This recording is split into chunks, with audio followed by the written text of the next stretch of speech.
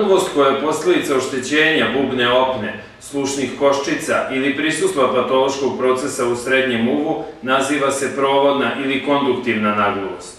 Kod ovog tipa nagluvosti dolazi do gubitka u prenosu slušne energije iz spoljašnje sredine do unutrašnjeg uva.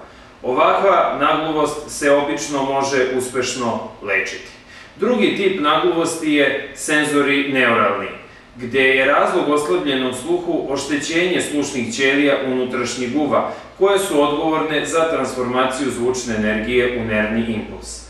Medicina danas još uvek nije u mogućnosti da nadomesti ove nervne ćelije, te se kod pacijenata sa ovom vrstom nagluvosti oslabljen sluh kompenzuje slušnim aparatom, a preporuka je da se klone buke i ostalih štetnih faktora.